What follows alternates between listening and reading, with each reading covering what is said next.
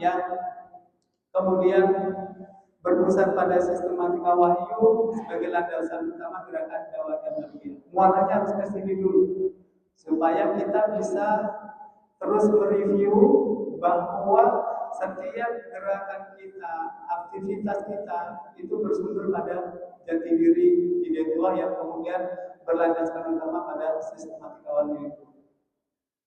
Nah, inilah yang kemudian menjadi prinsip kita atau prinsip saya. Ya, ini nanti akan menjadi experience saya. Bahwa dalam sistematika wahyu itu kan ada di 5 surah. Ada Al-Alaq, Al-Qalam, Al-Muzammil. Inilah yang kemudian menjadi basis modal kekuatan tauhid dan spiritual kita. Ya. Jadi kalau kemudian 3 hal ini, misalnya taruhlah Ustaz Amri yang mengatakan tiap malam kita harus sholat lain di tempat ini, begitu ya tadi pagi penjelasannya. Itu untuk apa? Untuk kemudian menjadi modal spiritual kita, bahwa amanah yang kita emban ini berat, kita membutuhkan pertolongan Allah Subhanahu wa Ta'ala. Dengan Al-Qalam kemudian kita memiliki cara berpikir yang benar, dengan Al-Alaq kita memiliki tauhid yang benar. Inilah harus menginternalisasi dalam diri kita semua. Ya. Kalau ini kemudian bisa terjaga, kalau kemudian internalisasi Al-Alaq, Al-Qalam, Al-Muzammil ini menyatu dalam diri kita, itulah kemudian kita bisa melakukan sebuah gerakan yang tercantum di dalam surat Al-Mudaththir. Action kita di situ. Tapi kalau kemudian tauhid kita masih kemudian belum yakin betul, misalnya contoh, saya berbicara experience saya ya. Jadi ketika ketua pembina di Makassar itu kemudian memerintahkan untuk membeli tanah seluas 2 hektar. Sementara kondisi keuangan kita juga tidak baik-baik saja, tidak banyak saldonya. Tapi ini sebuah perintah yang lahir dari ustaz kita yang secara spiritual memiliki spiritual yang lebih baik daripada kita. Kita sebagai orang yang diamanahkan tidak ada lagi ruang untuk kemudian menolak itu dalam perspektif akidah dan tauhid kita dan sebagai kader. Ya, nilainya di situ. Jadi ketika Ustaz memerintahkan kita harus dibeli, karena kalau tidak dibeli orang lain akan beli dan ini akan menyusahkan pondok misalnya. Nah, kita sebagai kader dengan prinsip bahwa Ustaz ini pasti mendoakan kita, yang kita bismillah. Kalau nilai tauhid kita, pemahaman kita tentang kekuasaan Allah, kemudian spiritual kita juga tidak terjaga, rasanya berat betul. Jadi kami itu pernah diminta membeli ruko yang berada di depan pondok seperti jalan masuk ini. Itu 2 ruko yang dibangun oleh Cina dan harus kita beli. Sementara kita tidak ada dana ketika itu. Ala kulihal karena ini memang menjadi sebuah amanah, ya sudah kita jalankan. Kita ini sebagai kader. Jadi waktu itu 2 pekan kita harus mengumpulkan 1,3 miliar 2 pekan. Jadi karena sudah tugas, kita ini kader, sudah tiap hari saya daftar siapa yang saya harus datangi, orang-orang. Sampai kemudian memang ada ngasih 10 juta, 20 juta. Setelah berputar-putar, itu ada satu orang ngasih 500 juta cash, uang dari bawah kasurnya. Saya bawa 2 kantong untuk beli itu ruko. Pas 2 minggu sore asar habis dibayar, masih kurang 3 juta, 1,3 M. Ya Pak Mata tahu. Jadi kita bayar riba karena uang cash kita bawa rusak mesinnya bank karena beda-beda nomor serinya. 1,3 itu kita bawa cash naik mobil, kita bayar ke bank, rumah itu kita beli. Artinya apa? Bahwa kalau mindset kader kita yang kemudian berbasis pada sistematika wahyu ini tidak tuntas, ya memang berat betul. Dan inilah kemudian orang luar ketika melihat kita sebagai kader Hidayatullah, memang berat betul ini ujiannya di Hidayatullah. Tapi kita sebagai kader dengan prinsip sistematika wahyu ini, itulah yang sesungguhnya menjadi kekuatan kita. Yang kalau itu bagus, maka makanya kita di Al-Mudaththir itu bisa kita kuatkan. Al-Mudaththir ini sebagai aksi kita bahwa organisasi kita ini harus tumbuh. Pesantren yang kita kelola harus tumbuh. Mau dia di Natuna, mau dia di Lingga, mau dia di mana, itu dia harus tumbuh.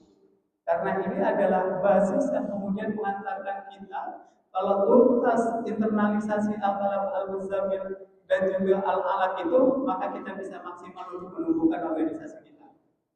Sehingga Al-Fatihah yang kemudian menjadi visi peradaban Islam itu tidak akan pernah bisa sukses dalam bikin gerakan kita sebagai orang itu kalau kemudian aksi untuk organisasi kita terus tumbuh itu tidak berjalan dengan baik. Ya. Nah, jadi di Al-Mudaththir ini sendiri kan ada 7 yang kemudian saya rangkum menjadi 4 saja. Yang pertama kita memang harus punya niat yang tulus, yang kedua kita punya tekad yang benar dalam berjuang, yang keempat inilah yang kemudian nanti akan kita urai sebagai kenapa organisasi kita harus tumbuh. Ada lead, lompatan, ada growth, ada kekuatan, ada kecepatan dan agility kita. Dan yang terakhir keempat ini tentulah kita bahwa yang kita kontribusikan ini itu akan dicatat sebagai pahala dan dikenang sebagai kontribusi kita terhadap perjuangan Islam ini. Kalau bukan karena nilai ini Pak, itu kita akan merasa berat dalam semua tugas yang diberikan kepada kita. Saya sebagai contoh, jadi waktu saya tugas di Jakarta, itu saya tidak ganti KTP saya sampai 4 tahun. Tahun kelima, saya baru ganti KTP saya, kayaknya saya akan tinggal di Depok. Jadi gantilah saya KTP Depok waktu itu. Ternyata 3 bulan setelah saya ganti KTP Depok, dan saya ya alhamdulillah waktu di Depok sudah ada butik sendiri. Ya, di depan kota itu sudah ada butik, sudah ada jasa pengiriman paket, ya sudah nyaman lah, gitu kan.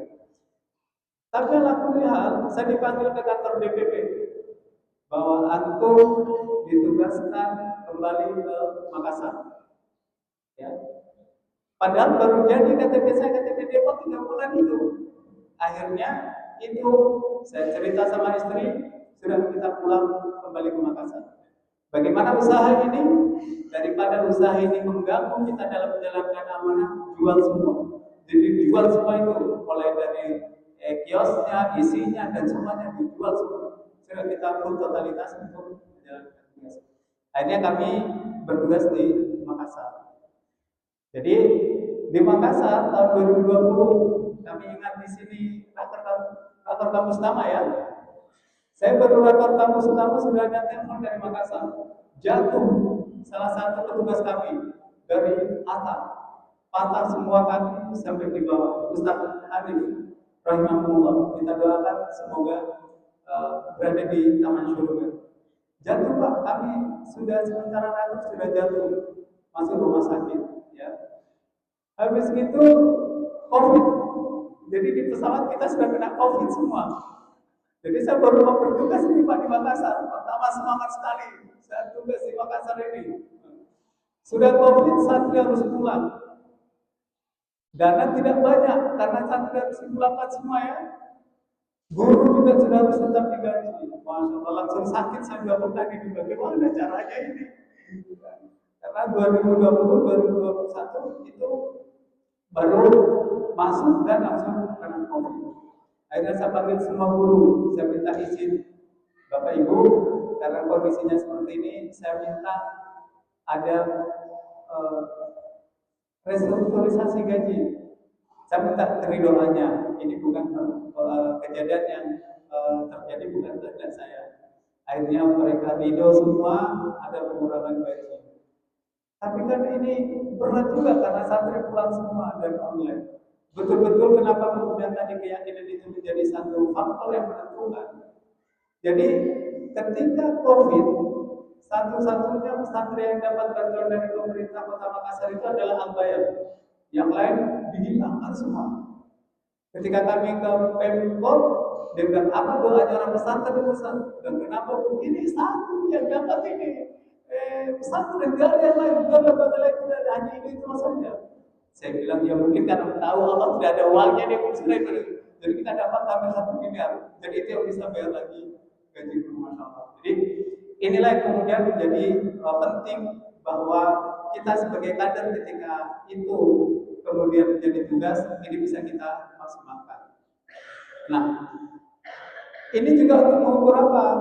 Ultimate objektif kita, Bapak Ibu, Bapak-bapak sekalian. Jadi dengan belajar saya di Makassar ini banyak betul pembelajaran kekaderan bagi kami. Ya.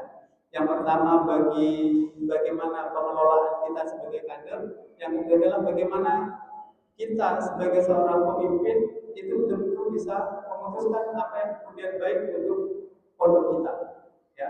Nah, karena memang amanahnya ini di Al-Bayan untuk kemudian bisa berbuat banyak. Bagaimana pengembangan Al-Bayan? Mungkin saya bisa sedikit cerita. Saya diamanahkan di sana itu perguruan tinggi. Stay Al-Bayan. Stay Al-Bayan Pak belum keluar izinnya waktu itu.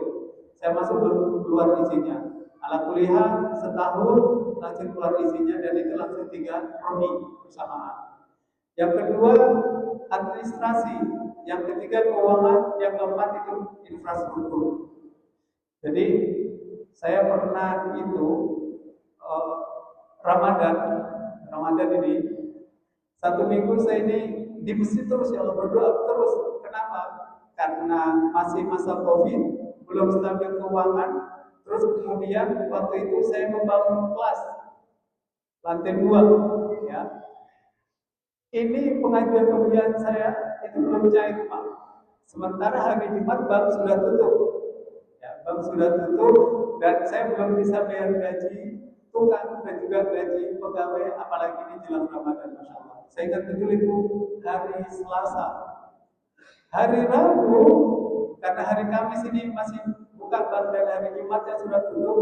Ternyata masya Allah atas pertolongan Allah hari Selasa malam maghrib menjelang buka itu ada kabar dari keuangan bahwa deal dan cair itu uang sore itu dari bank 1 miliar. Langsung nangis itu berdahara ke masjid bahwa cair Pak, akhirnya besok saya bisa bayar gaji guru dan bisa bayar tukang. Bahwa kalau kita tidak punya ultimate objektif kita tidak merasa bahwa angka Allah berat betul ini urusan dan kemudian kita sandarkan ini kepada Allah, rasanya memang betul-betul kita tidak sanggup. Tapi karena ini adalah sebuah ultimate objektif, bahwa di situ adalah sebuah hal yang memang maksimal, pengorbanan kita apa yang sudah kita lakukan ini maksimal, Allah akan terlibat di situ. Karena itu adalah janji Allah. Nah, ini untuk kemudian kita bisa organisasi ini bisa tumbuh, bisa grow. Ini ada 4 bapak-bapak yang berdasarkan apa yang saya rasakan. Yang pertama adalah agility kita. Yang kedua adalah learning culture.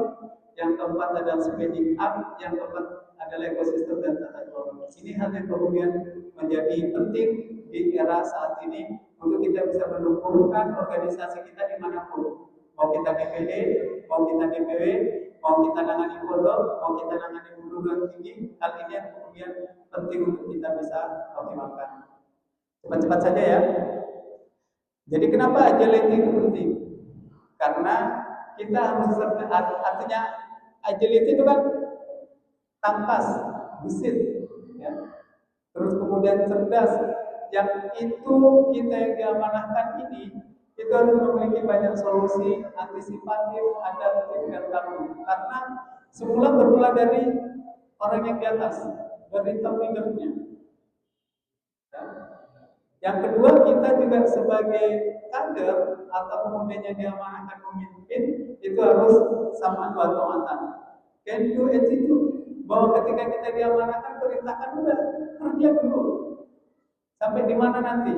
Karena orang yang kemudian mengamanahkan pasti sudah mengukur bahwa ketika you diamanahkan pada satu hal, pasti itu akan bisa dilaksanakan. Karena masih sangat bisa kita ukur perintah-perintahnya Ustaz ini kan masih bisa kita kerja dengan baik. Kalaupun misalnya ada kendala, ini juga menjadi ruang kita untuk feedback lagi. Misal ada kendala seperti ini, jadi harus itu. Yang selanjutnya adalah teamwork dan disiplin. Jadi itu yang kami jaga, tim kami. Jadi menjadi satu hal yang penting, tim kita ini penting, kedisiplinan ini penting. Kenapa?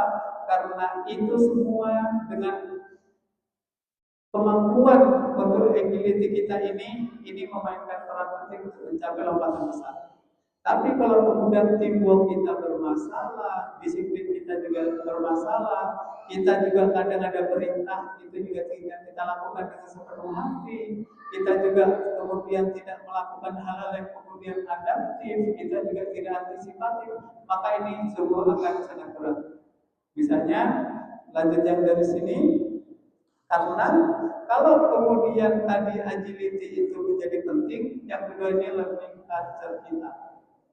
Ini bersambung. Bagaimana strategi learning culture kita ini? Kalau tadi agility kita itu mengarahkan kita untuk tangkas, mengarahkan kita untuk gesit, mengarahkan kita untuk adaptif, ini juga strategi learning culture kita sebagai proses pembelajaran kultur belajar kita yang akan nanti menjadi learning organization kita itu ada 4 hal. Yang pertama ini merupakan kebiasaan lama. Biasanya kalau waktu saya masuk di Albaya waktu itu pertama, hal yang paling pertama saya tegakkan itu disiplin. Kan orang biasanya dalam zona nyaman, ketika itu terganggu, itu dia akan melawan, dia akan protes. Karena sesungguhnya perubahan itu, Bapak-Bapak sekalian, itu berpihak pada orang yang sudah siap terhadap perubahan. Tapi kalau belum, pasti dia akan merasa terganggu zona nyamannya. Ini adalah kebiasaan lama. Makanya ketika masuk ada rolling, ada perpindahan tugas, ada kemudian penugasan dari TK ke SD, SD ke SMP, SMP ke SMA, itu sesungguhnya adalah proses itu bagaimana orang tidak selalu berada pada zona nyaman. Apalagi kalau sudah bertahun-tahun, ya itu akan sulit.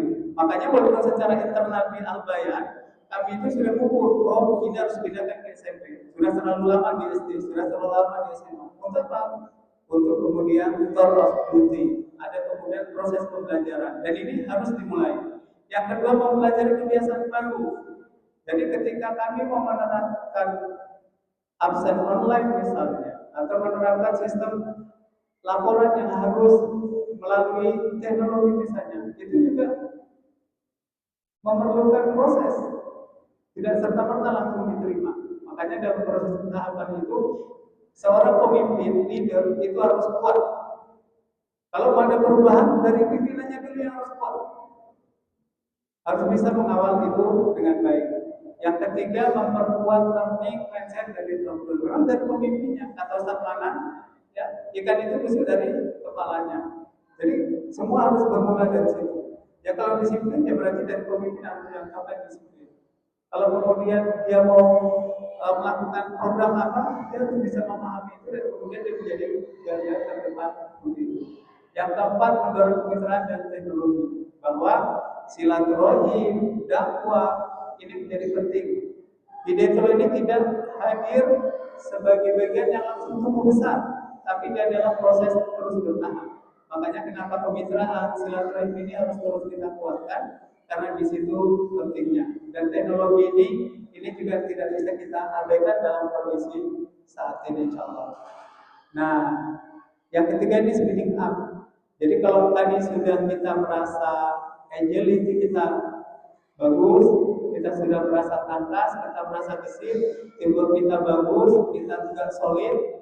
Yang kedua kita tadi learning organization-nya juga bisa tumbuh. Yang keempat ini kita sudah harus mempercepatnya, harus speeding up atau scale up, ya.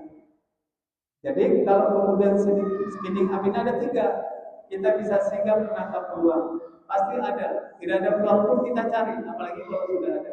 Cuma terkadang ya kita ini ketika misalnya ada peluang, terus kemudian ada tantangan di dalam yang harus kita selesaikan, itu kadang kita udah berduluan. Ya. Kalau saya mungkin secara pengalaman pribadi, jadi ketika mengurus satu soal hari itu adalah pembelian tanah lagi. Jadi kami itu pernah diamanahkan untuk menyelesaikan tanah itu seluas 2 hektar dan kemudian harus dikerjakan oleh alat berat selama 4 bulan. Kalau tidak salah itu habis sekitar 1,6 miliar. Itu dalam waktu tempo 6 bulan. Saya sempat pinjam juga di Batam ya, sempat dipinjami, makanya masalahnya Pak Sutarno waktu itu. Saya sudah bingung gimana ini. Kalau kita tidak sehingga menangkap peluang dengan tantangannya, pasti ini tidak selesai. Jadi waktu itu saya beli tanah 2 hektar. Pak Tarwan saya pinjam dulu katanya. Tapi saya kembalikan ya Pak. Ya, saya kembalikan. Artinya kalau peluang ini, dan itu terus Pak, saya banyak orang yang pinjam, saya kembalikan semua sesuai dengan waktunya karena persoalan garansinya itu yang menjadi kekuatan kita. Dan kenapa saya mau melakukan itu pinjam? Karena bukan untuk pribadi saya. Mungkin kalau orang lain sudah dianggap orang gila, tapi kan ini bukan untuk pribadi, untuk keluarga. Ya, itu harus kita tangkap. Ya. Yang kedua adalah inovasi. Apa sih hal yang baru? Ya kalau di Lingga hal yang baru apa yang kemudian menjadi inovasi kita? Tidak boleh berhenti, tidak boleh berada di zona nyaman, tidak boleh kita berhenti pada titik ini. Apalagi kita mengelola pendidikan misalnya. Orang lain berinovasi terus, sementara kita tidak mempertahankan gaya yang lama, pasti kita akan ditinggalkan.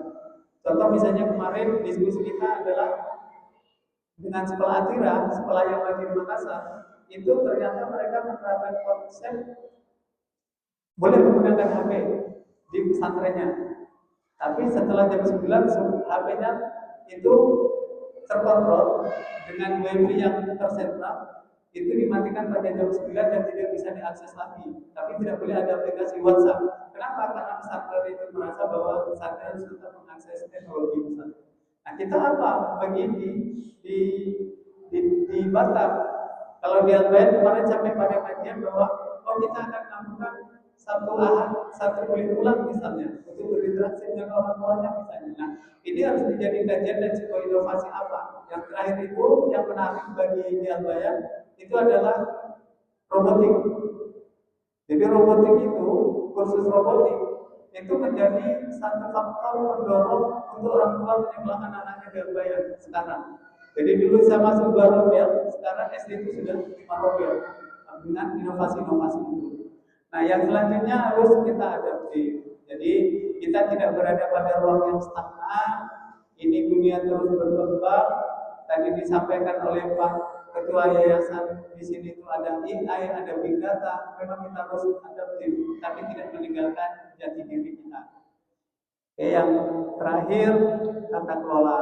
Jadi organisasi yang tumbuh itu menjadi besar, sebelumnya akan menghadapi tantangan yang semakin beragam, pasti semakin kompleks Pak. Tantangan di Liga dengan di Batam ini pasti beda. Kalau dia semakin besar, pasti semakin kompleks. Kalau santri semakin berbayar, pasti semakin banyak tuntutan orang tuanya. Ya. Kalau kemudian kita membuka kelas muda dan kelas boarding, pasti ada saja tantangannya. Ya, itu juga semakin kompleks karena organisasi kita semakin besar. Dan yang kemudian terkait dengan tata kelola bapak-bapak sekalian, ini menjadi penting. Sekarang itu 3 hal yang lagi tren. Yang pertama adalah tentang lingkungan, yang kedua adalah sosial, dan yang ketiga adalah tata kelola. Kalau 3 hal ini kemudian kita mencoba untuk menata, stay relevant kita terhadap perkembangan produk kita, saya kira organisasi kita akan tumbuh, organisasi kita akan besar dengan spirit kader yang dalam dirinya menyatu jati diri Hidayatul Insya Jati diri tidak hilang, tapi perubahan-perubahan itu kita tangkap untuk membesarkan organisasi kita insya Allah. Ini yang bisa saya sampaikan, barangkali masih terlalu umum, terlalu besar, bahwa apa yang menjadi cita-cita kita, karena kita ini kan milenial semua, Ustaz juga milenial insya Allah ya, semangatnya. Sehingga cara berpikir kita adalah cara berpikir untuk 5-10 tahun ke depan, bahwa organisasi ini harus kita besarkan. Kenapa? Karena kita adalah orang-orang yang saat ini diamanahkan di organisasi ini. Ini saja yang bisa saya sampaikan pada bapak-bapak sekalian. Mudah-mudahan ada manfaatnya yang sedikit ini, karena saya bikin di sela-sela sidang, tapi ini menjadi satu sumber yang insya Allah ada dasarnya, ya, ada referensinya, rujukannya, yang itu bisa menjadi sharing pada malam hari ini. Terima kasih dan mohon maaf atas segala kekurangannya. Pas jam 9 lewat 5 menit, 14 menit ya. sesuai dengan rencana kita. Terima kasih. Assalamualaikum warahmatullahi